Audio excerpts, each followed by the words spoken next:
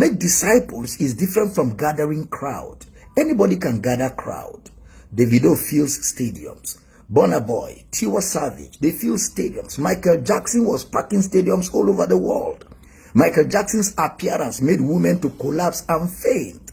And yet that was not ministry. So it's not about gathering crowd. The mandate is to make disciples. To make disciples is the Greek word martetio. Martetio means to turn people into students of all that Jesus has taught.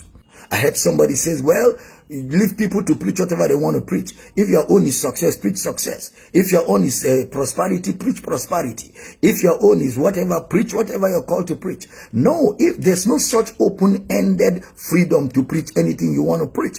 The Bible is a singular revelation tied by a singular message of a singular character.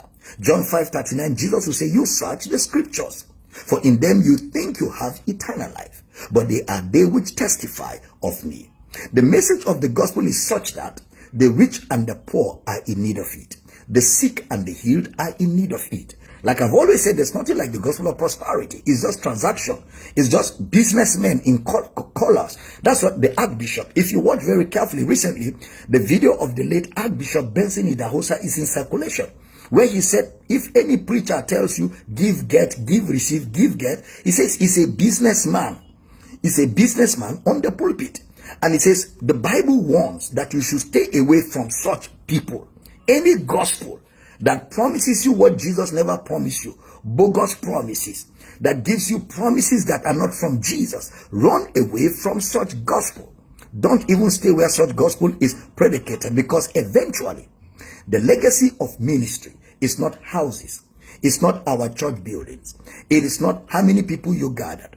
It is not how much money you had. The legacy of ministry is the message you preached. That's why it's a laugh when somebody says, be careful of social media doctrines. You know, when somebody says, if you don't pay tithe, you will not go to heaven. They didn't say beware of social media doctrines, but it was on social media we saw it. When somebody say, if you don't give the 10% of your tithe, if it is less than 10%, angels will move it to offering account. Nobody said anything about it on social media. But when we began to shout very loud, the message of his death, burial, resurrection, ascension, and glorification. Now they call it social media doctrines. But I'm sure if those people were alive in the days of Brother Paul, they will have called Brother Paul a later writer, because most of Brother Paul's revelations were communicated by writing.